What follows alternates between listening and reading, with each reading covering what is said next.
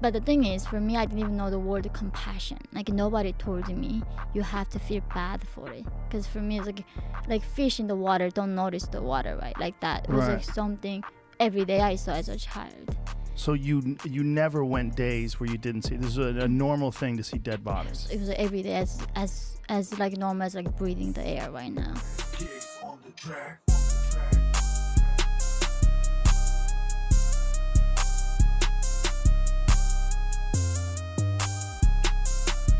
Welcome to the Common Podcast, where we speak upon common sense and realize it really isn't that common. Ladies and gentlemen, viewers' discretion is advised. I just want to note this before we continue, because I've been getting a lot of hate in my social media recently, which is totally fine. But I just want to let y'all know that there will be some discussions on the podcast where you may agree and may not agree. Know that you are willingly coming to the channel and watching and listening to the podcast. So therefore, if you have a problem with it, you can easily click off. So if that is something you want to do, go ahead and do so right now before we even continue. This topic isn't too controversial, but just wanted to note that because recently I've been receiving a lot of backlash, which I don't mind, but apparently it's been offending a lot of people. But anyways, I'm going to get straight into it. I got my bro here from a long time already. Yes, sir. Angel Torres, what's going on, bro? Thanks for coming by. Man. Thanks for inviting me. Yeah, so Glad to be here. we're going to be talking about, so Joe Rogan had, what's her name? It's a weird name. Joe Rogan had this guest on his show. Yeonmi Park, I believe. Yeonmi Park.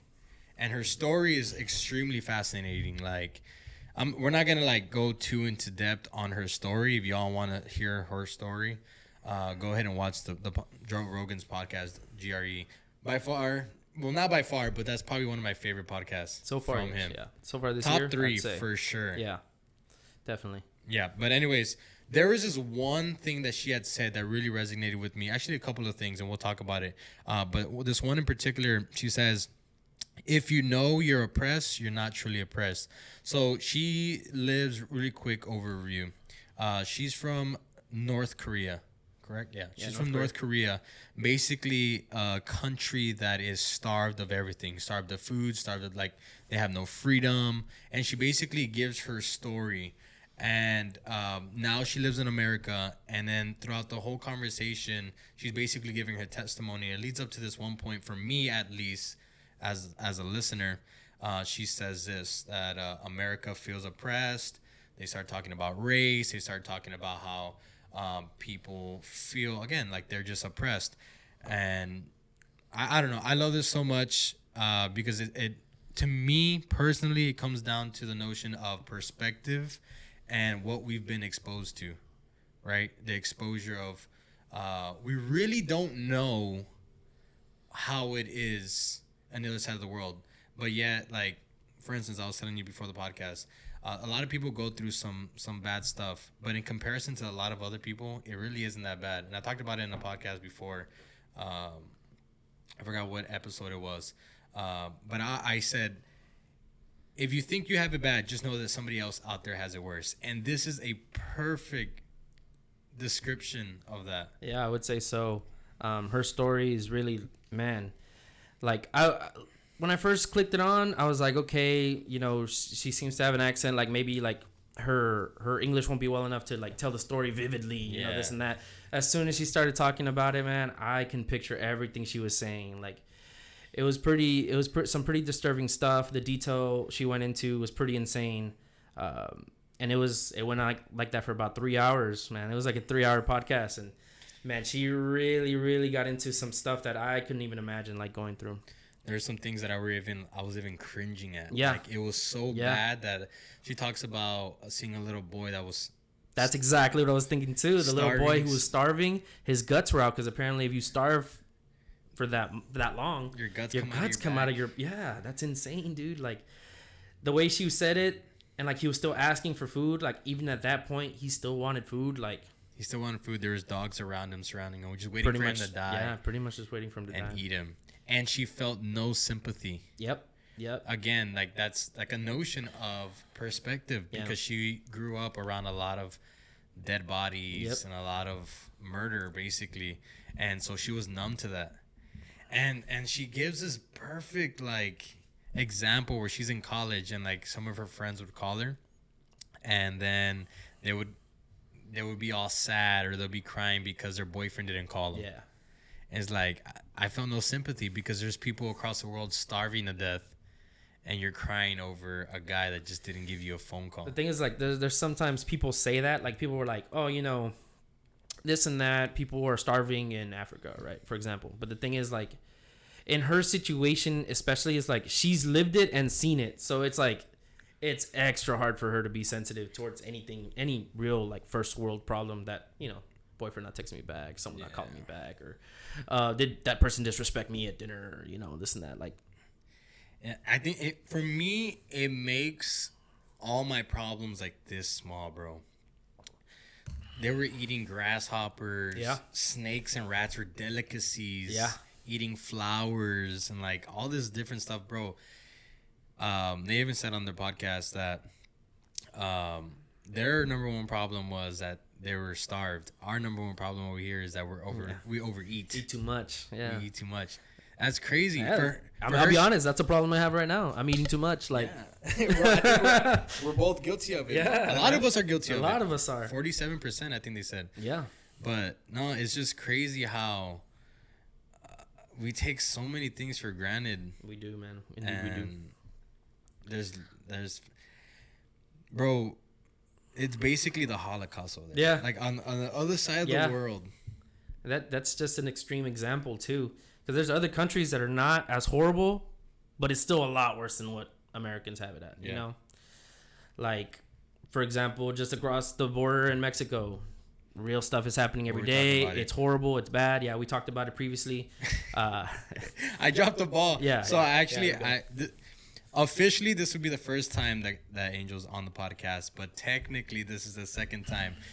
There's a new segment coming out on the podcast where Angel will be a part of, and I messed up the recording. I basically didn't record audio the whole way, so y'all aren't gonna see that. No, yeah, that was a rough one. We talked for about 2 hours. As soon as we got done, he's like, I didn't record anything. Like, yeah, man, it was tough. Yeah, we're talking about Mexico, which is crazy because we're talking about the exact same thing that we're talking about right now, just on a different level, a different scale. You know, a different scale. We're talking about Mexico in comparison of. To be honest, I think she would rather be in the situation of living in Mexico than North Korea. 1000%. And we were talking about how terrible it is over there.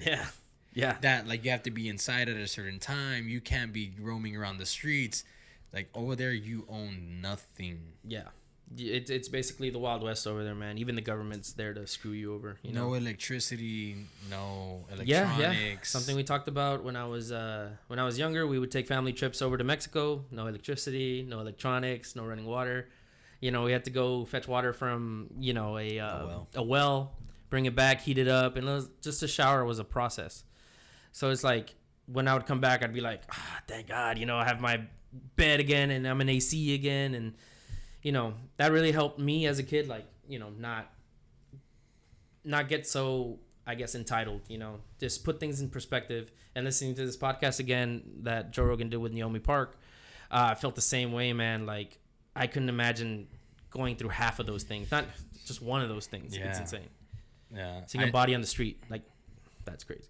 Yeah, and she grew up every single day. She said that, she described it as in, it's like breathing air. Mm-hmm. It was that normal.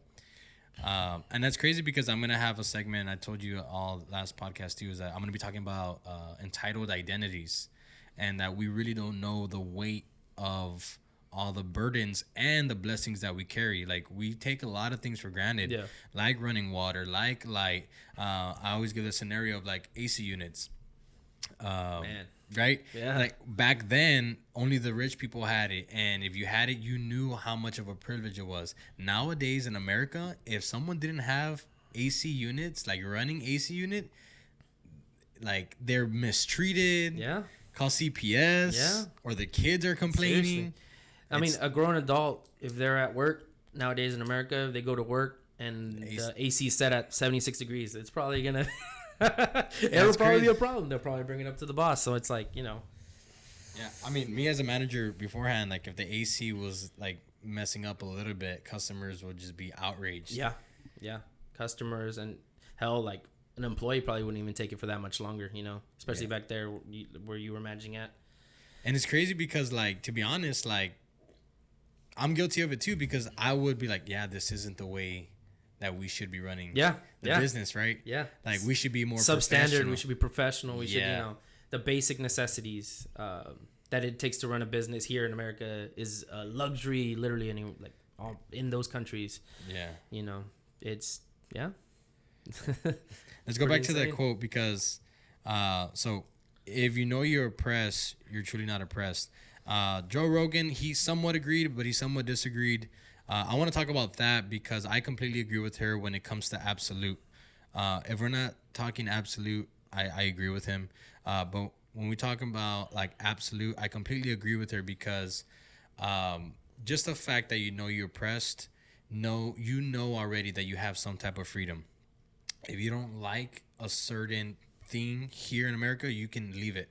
For instance, you feel like you're oppressed at work. You have the liberty to call HR, leave, fight it. You know, there's different ways to go about it.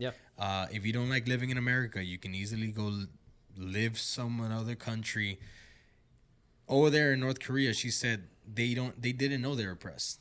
They knew nothing else. They didn't know that they were living a slave-like life. Like they thought this is the way life is supposed to be, and it wasn't until she got out, and you said it earlier, is that she had a hard time transitioning. In the podcast, she says when she was 15, she went to South Korea. She was told that everything that she had learned beforehand was a lie. Imagine being 15 years old, right?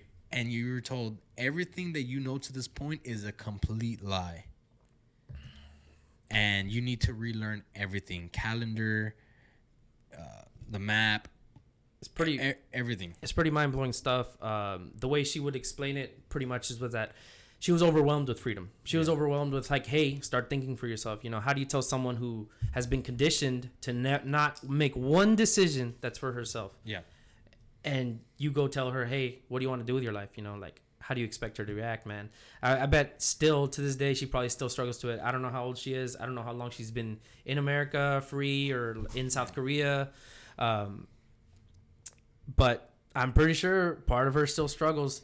And I think she even said on the podcast too, which is something insane, that for a while, I don't know if it's for a while or she's still, like, she would say, like, if I had just had enough to eat every day, she would be in North Korea because they just tell you what to do. It's just like, wow, man, you brainwashed to the point where like, hey, like, as long as you give me food, like, that's it. Like, what kind of life is that, you know? I've seen, but again, like, I feel like that is true oppression. Like, that is, like, you're blind to the possibility of being a progressive human being, like knowing that, okay, I can invest in myself to be better.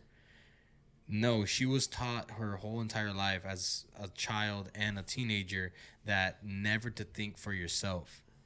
And I believe truly that there's a balance. There has to be a balance, because people that are overly entitled over here in America, there's a lot. And then people in North Korea, obviously, like, that's not the way to live, right? But I feel like there is a good medium, meaning like, you know how to serve others, right? And you also know how to sow that seed within yourself. Because I made a TikTok about it, and I talk about how people are always like, oh, I need to focus on me, and I need to learn to do me, like to focus on myself. That is a bad thing to do too, because in what scenario has it been good to just focus on you? It's never good to just focus on you. Every religion teaches you to love your neighbor and to give a helping hand, right?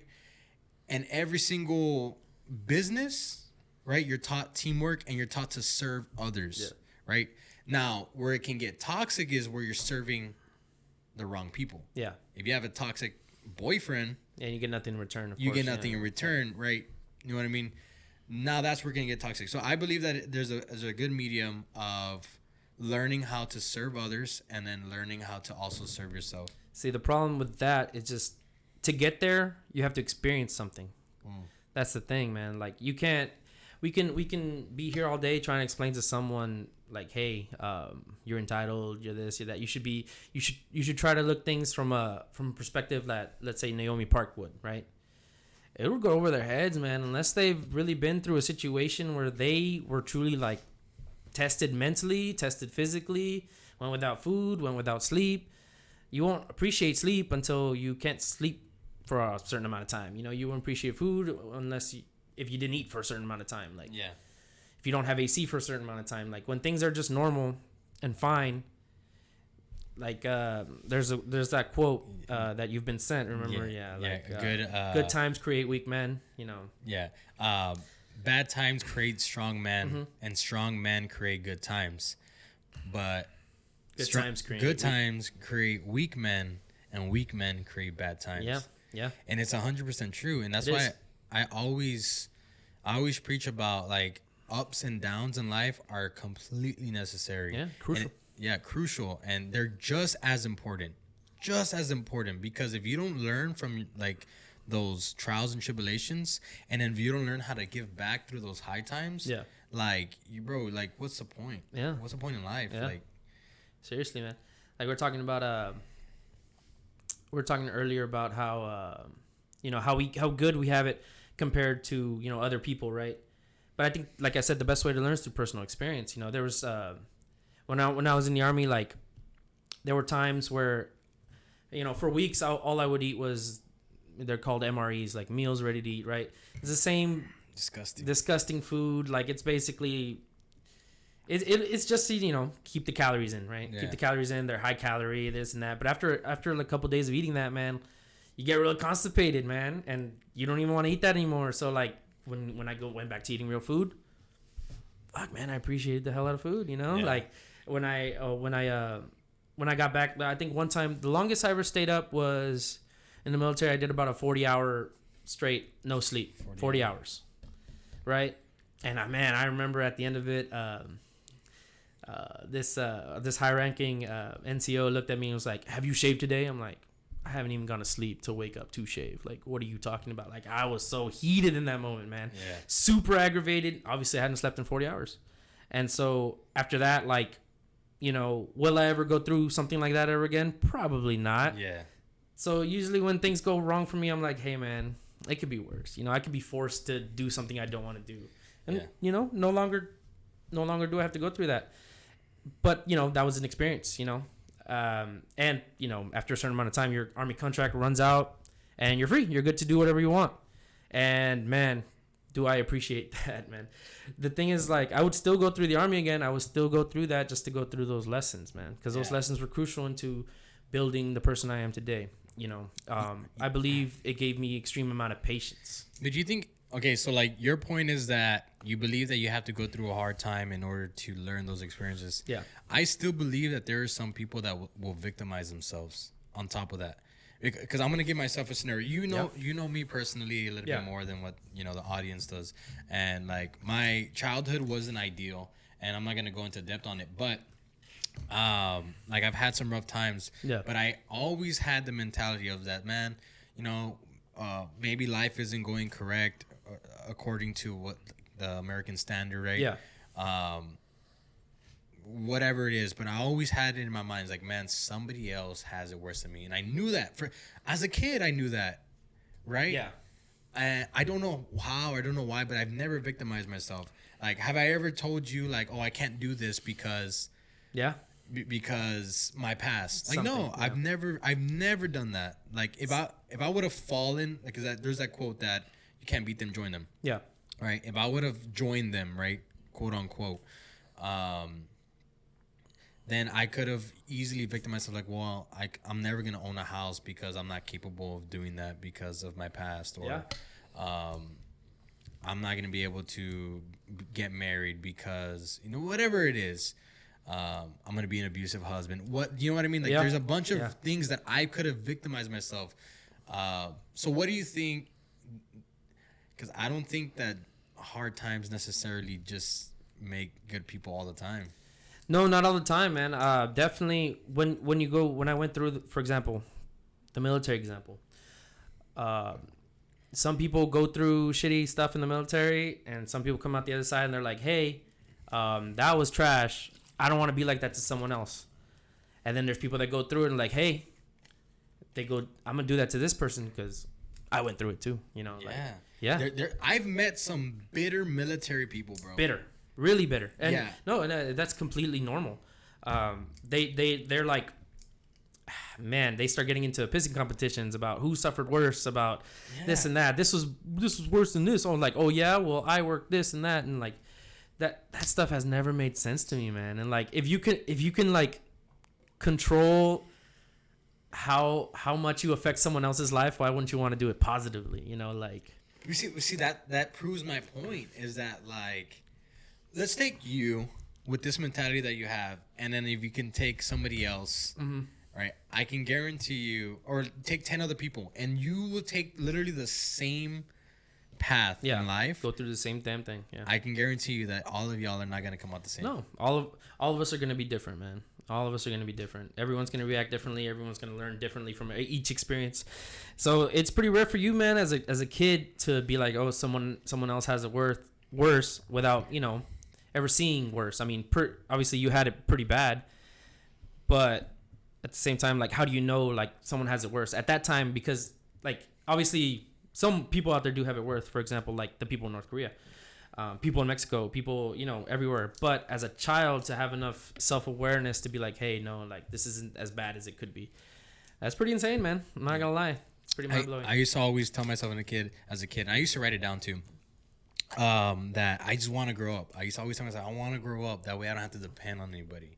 Instead of being like, oh, like, woe is me, and like all that stuff, bro. I've always been self-motivated, and I've always wanted to become better than my surroundings. So like, let's transition this back to Park, because, I mean, sure, like, you can say that I did it, but she did it in a, like, way bigger scheme. Like, you know, she literally could have victimized herself for all the stuff that she went through. Yeah. Yet she's here fighting for, like, I guess true wokeness. Like, she's really trying to like go out there and educate people on what life truly is on the other side of the world.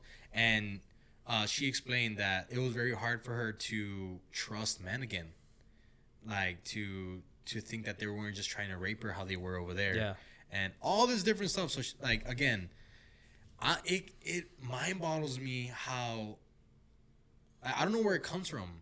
To me, bro, I think people are just born with it. Like, to be able to discern, like, to become a victim of this, a victim of the product, or... Man, that is tough. That's a tough one. Man, I mean, we can have arguments about nature versus nurture all the time, about any situation, really. But that's an interesting one, man, because I really... See, I have this mindset now, but... There's also weak moments where I have a little but the thing is, I allow myself, I'm like, for maybe say 20 minutes when I'm going through something that is not ideal, I'll have a woe is me moment, right? But I don't let that control like what I'm going to do the next day, what I'm going to do going forward, right? But, you know, some people really do, man. Some people really, like, it hits them and they just can't get out of it for a while, even leading to suicide, you know? So it's an interesting point. There's really no way to prove it, sadly. You know, like, you can't look into if there's a certain thing in someone's brain that causes that, man. But that's an interesting thought. Like, are you born with a different level of self-awareness, or do you build that by experiencing life, you know, experiencing hardship? Yeah, because if it is that way, bro, then it's not about the notion of perspective and exposure. Yeah. Because, again, like, if we were to take a couple of people and take them through the same route, expose them to the same thing, the mindset wouldn't be the same. I guess the perspective would take control. The perspective does change. And honestly, man, I'd say through the shit that I went through, like in the military, you know, I would say most people take it negatively, man, and they'll be negative going forward. They'll be very bitter going forward. Man, I don't know, because like now that we're talking about this, like I feel like this whole podcast is counterintuitive. Like, I feel like I'm preaching to the choir now. Yeah. Like with my motivational like podcasts and stuff like that. It's like, if it is truly that way, like we're born with a sense of the awareness and how we're gonna perceive things, Then why try to motivate? why try to motivate or why try to cultivate people if they're never gonna think that way? That's scary. No, it is. I mean, the thing is, there's motivational podcasters everywhere, and a lot of people that actually take inspiration from that. So maybe it'd be better to believe the opposite, that hey, people can change, people can snap one day and wake up. But that, like I said, I think it has to be through experience, bro. I think everyone can change and everyone can do positively. The problem is there could be someone they look up to that's not necessarily guiding them the right way, or you have a mentor, man. Can you speak to that? Maybe like where you thought something else and someone else said, hey, no, try looking at it like this. Do you have any examples of that? So like my mentor though, it's not like I went searching for him. Yeah. It's kind of like we had a bond. So Yeah. he taught a sermon, not a sermon. He taught He had a service on a certain subject, or what is it called when they have like a motivational. oh man, yeah. So I met my mentor at a seminar, and Yeah. he was teaching at our church, and he teaches on leadership and self-development. I'm not gonna go too in depth on it, but like he teaches us, well, he taught there temperaments of personalities, and he basically shows you what you are predestined by your characteristics. And I don't know what it was that he, I guess, found like a bond within me, or I don't know, I guess he found me cool to be around, whatever. But him and I started talking, and I kid you not, like that first day, like we talked here at the house for like till 3 a.m, and he offered me advice, and I would just ask him, throw questions at him, and he was able to like throw pretty, for what I think, even to this day, really good feedback. Yeah. For instance, like let's say I get in an argument with my wife, and I think I'm in the right 100%. Like there's like not a doubt in my mind. Yeah. I literally go to him, and I still do it to this day. Called him the other day, and I was telling him, asking him a question about a podcast I'm going to be having soon. And so, like, let's say I have an argument with my wife, and I tell him, look, this is what happened. I'm right? And he'd be like, no, you're stupid. He'll literally tell me, like, bro, you're stupid. Yeah. And I'll be like, why? Like, I think that I'm right. And through these mentors, like, he's obviously trying to get me more aware and woke, I guess. Yeah. And so I feel like I'm getting a little bit smarter every time that he teaches me things. But anyways, he's just like, the blame is always gonna come to you. And why? Is because you're the man of the house. Yeah. And because you are already self-aware enough and you're smart enough to know what's going on. Now, are you right when it comes to logistics? Yes. But the way that you're delivering it is completely wrong. Who knows your wife better than anybody else? It's you. So you know the right answers, but you're delivering it in a way that is going to cause an argument. So like, yes, you're right, but no, you're like. That's an interesting point you bring up, because me and my wife were talking about how you told me you were catching a lot of flack on the podcast for some things you say, right? Yeah. The thing is necessarily, it's not what you say. Sometimes it's how you say. Like, for example, I believe you caught flack for one of those videos about you shared a video on Facebook about submit to your man, something like that, right? It's just the word submit has negative connotations. You submit to me. I submitted someone. Yeah. It's a negative word. So using that negative word in that light is That's like, true.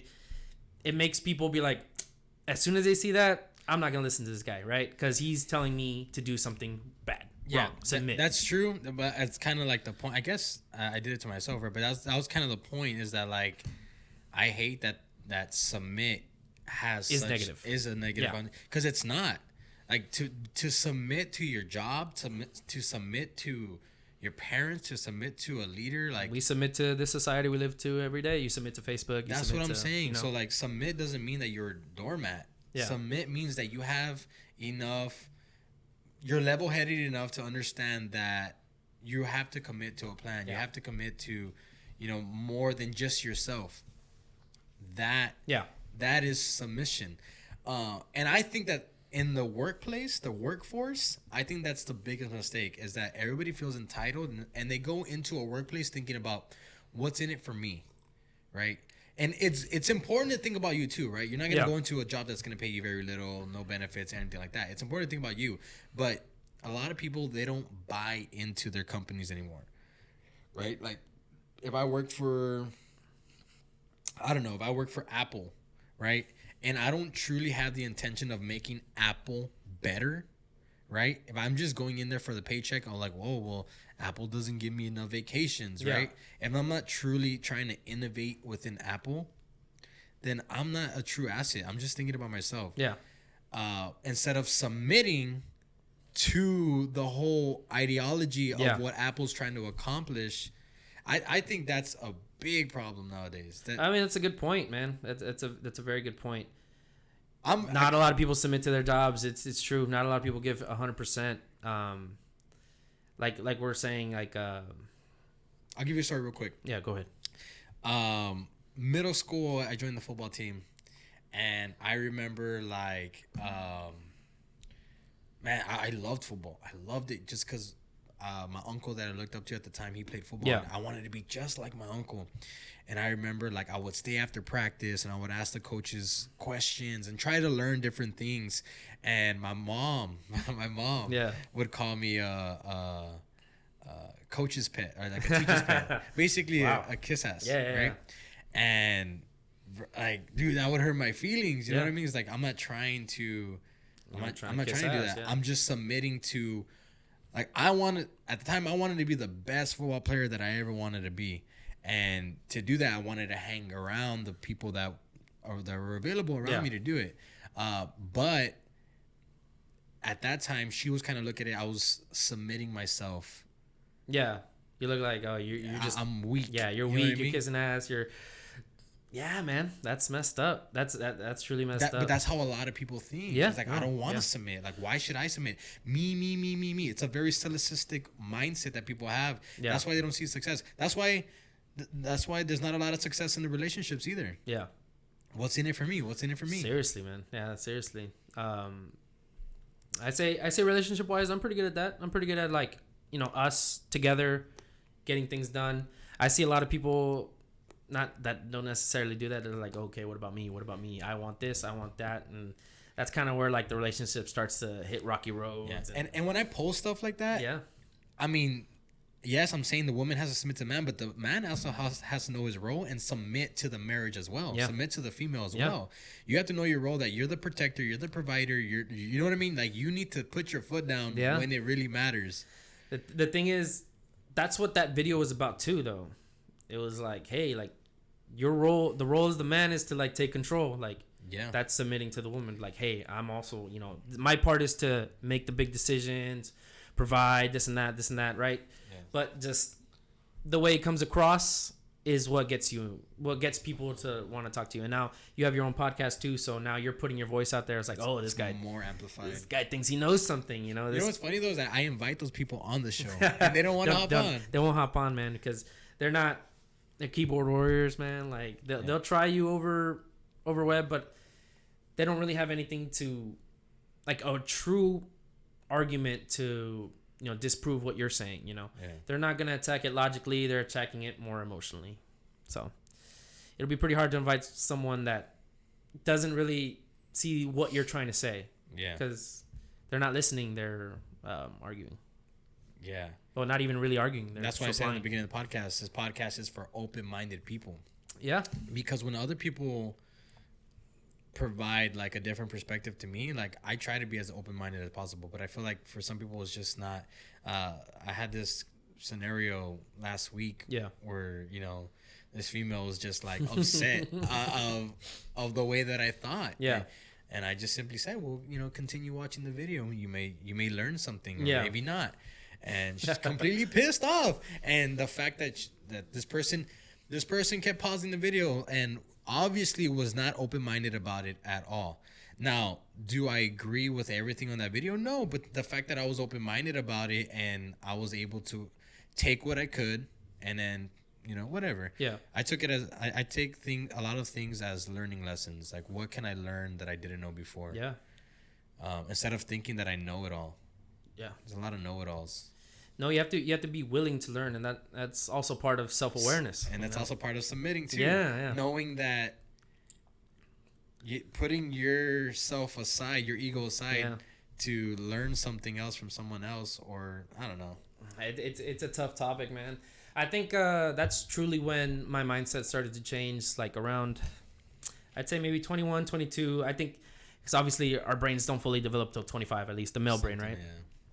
So I think around that age is when I started to like really become self-aware of, my part, my place, what I want to do, what role I want to play. And a lot of people really don't have those conversations with themselves. They kind of they go through life, and the opportunity opens up, cool, they'll take it. Or if they don't, I guess not, this and that. But truly, I think the biggest problem is just self-awareness. Like we were talking about at the beginning of the podcast, like people like haven't really gone through anything extreme, so they only see like one perspective, or they refuse to see a different perspective of things. That's why I think podcasts like that, like we were talking about at the beginning, are important, man. Like if people truly listen, that's the problem.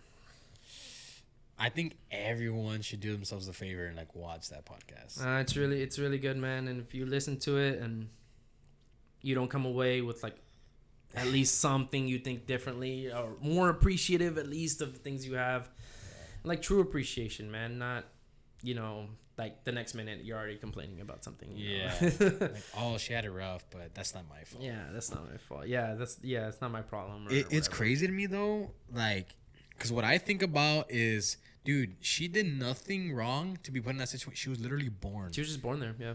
Imagine if we were born there. Yeah. We are very lucky. Stupid lucky, man. To be born in a free country, bro. Shit, man. I'm just lucky. My parents are from Mexico. I'm lucky I wasn't born there. Like that. And that's not even South Korea bad. That's not Guatemala bad. That's not, middle of Africa bad, or like some island off the coast of Asia bad. Like it's just insane how lucky we are to truly just be born here in the U.S. That determines how good our quality of life. It's insane, man. When you really think about it, like the chances.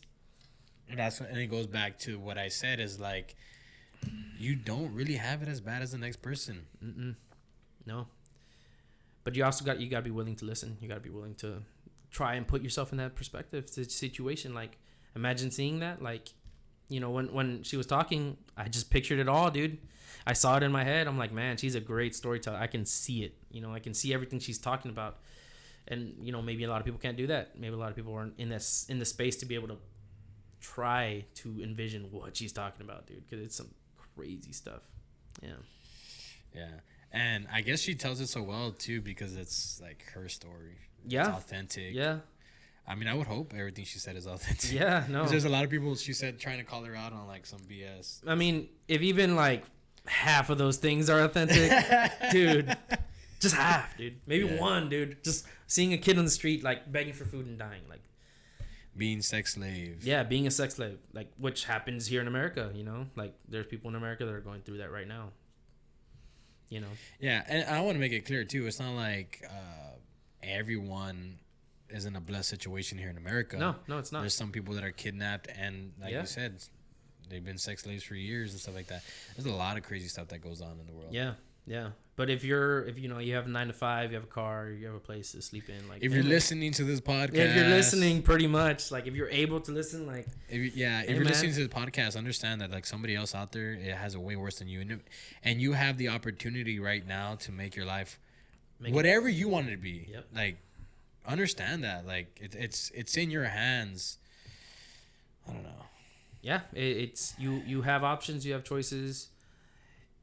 It's not as bad as you think it is. Your problems are real, but hey, man, you gotta keep pushing with the mentality like, hey, but like it gets better from here. You have options and you have choices. Yeah. A lot of people don't have options, and a lot of people don't have choices, which is the true definition of being oppressed. Yep.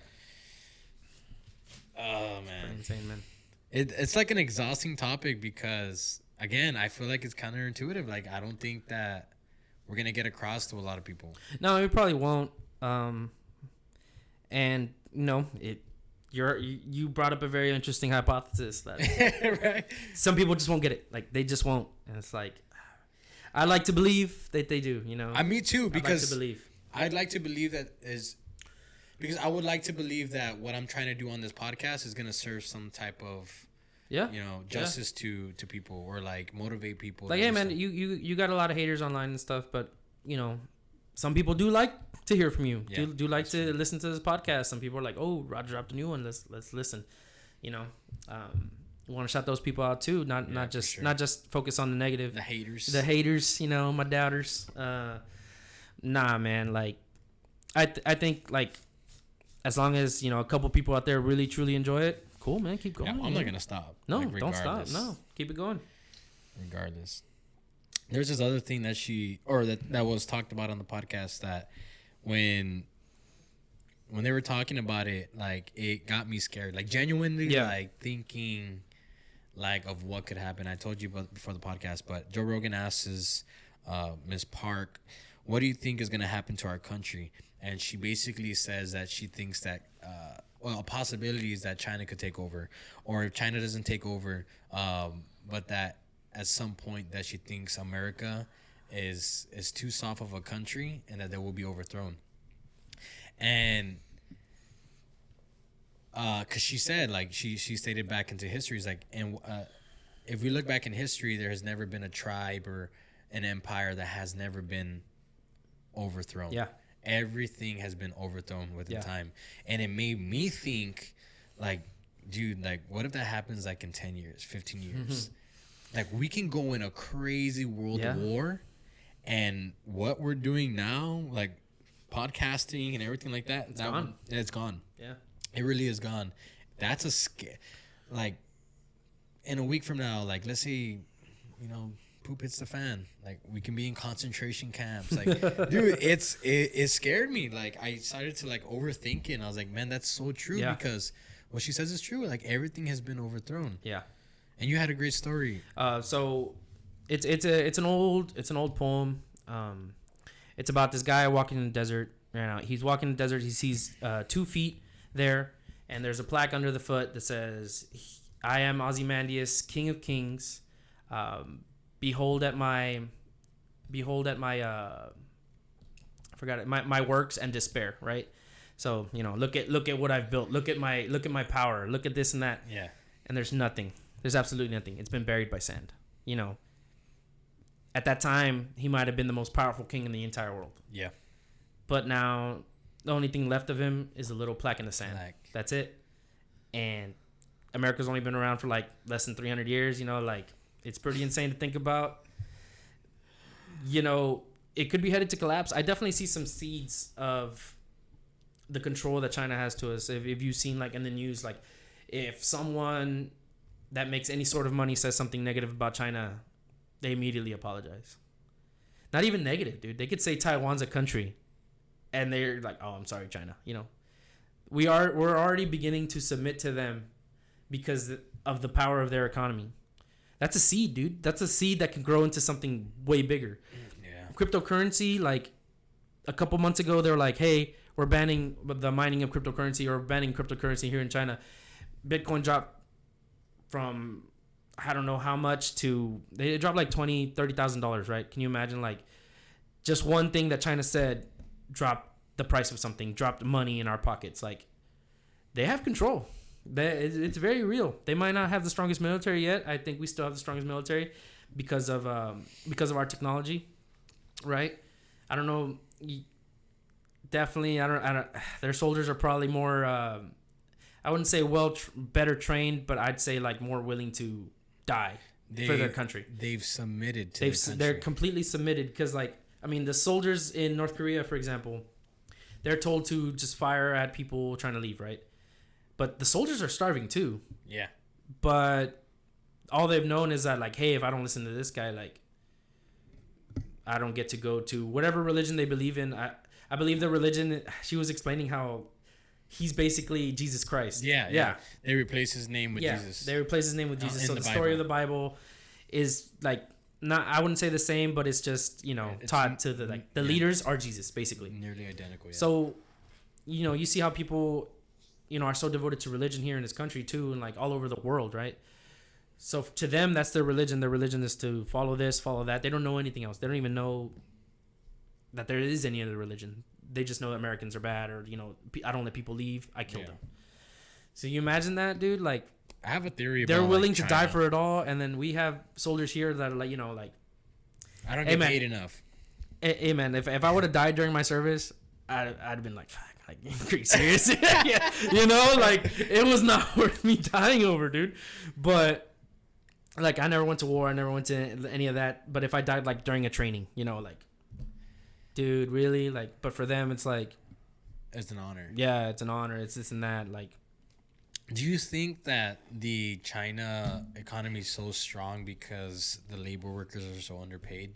it's not that they're underpaid; it's that they're owned. When you own the labor, you pretty much what's it called? You're able to turn a way higher profit. You're able to produce way more. That's what I'm saying. They're paying the workers like Nothing, yeah, basically. basically nothing. So like the big corporates and all Yeah. that, they literally They flock to China. take everything. Yeah. So like, for example, like Apple and Tesla, they've got factories and they're making stuff over there, and Because it's a lot cheaper. because it's a lot cheaper to make. You don't have to pay them so much an hour, or you don't have to pay them a salary. You don't got to give them insurance. Insurance. You don't got to do anything, man. You just got to, hey, you make this, and they do it. yeah. They submit it to China. They submit it to that, and the Chinese are more than happy to take our companies. Pretty soon, man, I believe already most of the stuff we buy is Chinese, right? Yeah. That's just feeding the beast, man, and that beast is getting stronger and stronger every day. So yeah, like she said, she thinks that possibly we can fall to China. I don't think that's anytime in the future, but I do think the seeds are there. That's basically my take on it, man. The seeds are there. They control a lot, and not a lot of people are willing to stand up and challenge them in any way. Even speaking out against them, people get in trouble. Like the NBA, LeBron, real quick, submitted to China. Yeah. John Cena said Taiwan was a country, real quick. He apologized in Mandarin. Like, that's insane. Dang. Like, it's like, why do you apologize? Oh, because they have a stranglehold on our money, on your money. Yeah. It's like, dude, like, isn't it more important to stand up for something than to get paid? Like, Yeah, apparently not. no, it's not. Yeah, that's not the way this world works, unfortunately, man. And like I'm gonna go back to it, but like I think it's again this me mentality Mhm. instead of we. Yeah. Like imagine how much stronger this country would be if Yeah. we thought about the country. But yeah, we have people kneeling whenever the national anthem's Yeah. going on. I mean, to me that's a different topic, because it's home base. It's here in America, right? Like, I believe in America. Hey, man, like, if that's one of the rights that was fought for a long time ago, you can protest any way you want. Go ahead. My biggest problem is, like, when people submit to a different country, like China, like, just because of money. Like, that's a weird one, dude. Like, that, to me, that's different. The one here in America, like, taking a knee and stuff. Well, my point is like, okay, yes, you have a point there, but they're not willingly submitting. Yeah. As opposed to China. Yeah. Which is why they're so powerful. Yeah. It's because everybody submits. Yeah. As opposed to here, it's like, oh well, I feel oppressed. I'm gonna take a knee. That's the thing about Americans. We're very strong on the individualism. Yeah. Like just like, I used to live in Europe, and just to get around, there was always public transportation. I didn't own a car there for the 3 years I was there. Basically, I would get around like in a bus or in a train from city to city, this and that. And then you come back here to America, there's no such thing as that, because we're not. Our government doesn't think about building a community, right? Yeah, like, yeah. But at the same time, the people don't want it to be that, because people don't want the government to be able, like, to tax us to build all this stuff. And we want our own independent freedom. We like to have a car. We like to have a big truck that's bigger than the next guy's, because ego, Yeah. And that's something, like, when I lived over there, people had cars. Of course, people had cars. But if you were to see a fucking F-150, no way. You never see one. You would never see one, dude. Like, people had the smallest little cars. Dude, they will fit in between, like, trash cans they'll park. And, like, it's insane. Like, it's how little. If you have a truck over there, dude, like, trying to drive by a road, it's impossible. There's no way you'd fit. Yeah. What's the need for it? And here it's like, we have some guys that are like, if you have a farm and stuff, like, okay, cool, but like, people just get it just because, hey, People you know, live here. yeah, like they go work in the office and they're going in a truck. Like, Yeah. what do you need that for, dude? Like, you don't really need that. Yeah. But it's the privilege of being an American. Like, hey, I can buy stuff I don't need because it looks nice, you know. Because I want to be in the truck, you know. I want to be this and that, and you know, that's just how Americans think, and it's just different from what I've seen in like different countries. Like that isn't really a thought, you know. Yeah, we haven't even talked about that. That you've been to how many countries? 18, I believe. 18 different countries. Yeah, 18 different countries. Got to see a lot while I was over there in Europe, and like I said, like just small differences, you know. Like the Italians, for example, they have during their workday they'll take a long 2-3 hour break every day because they need time to go back home and like relax and have some wine and, you know, like take a nap. Talking about the differences between you know, European thinking and American thinking, right? It's not, you know, obviously the dollar still has powerful influence, but it's a lot less, I would say. Like they don't hustle as much, which is weird. It's like they reached a different level of complacency because their government kind of takes care of them, really. Yeah. So it's different, man. There's pros and cons to it. Like, for example, I'd say a pro, you know, I'd definitely say like public transportation for sure. You can get around easy, no car, you don't need that. Waste less gas and stuff like that. Better for the environment, but there's no 24-hour store over there because no one wants to work middle of the night, you know, to make money. Like, why do I have to do that? You know, if I live in a socialistic country, you know, and I take care of this and that, and then here in America is like, no, someone's gonna take that 12-hour night shift, dude. Like someone's gonna hustle for it. Someone's gonna do that. You know, it's a different. It's really different, as in like the convenience. America's convenient because everyone wants to work at all times for the dollar. Yeah. Over in Europe, it's a lot less.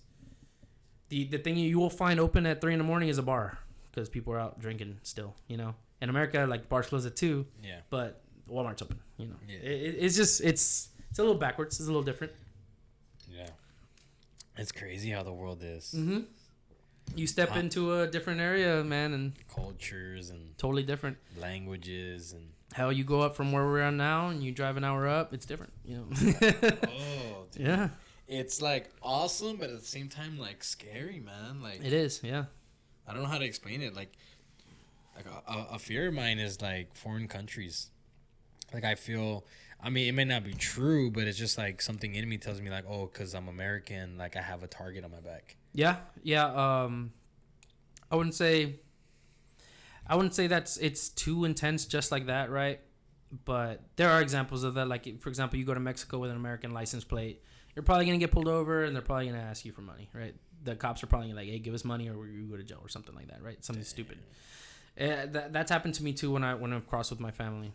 Really? And gone to Mexico. Yeah, as a kid. Leaving the city that's here.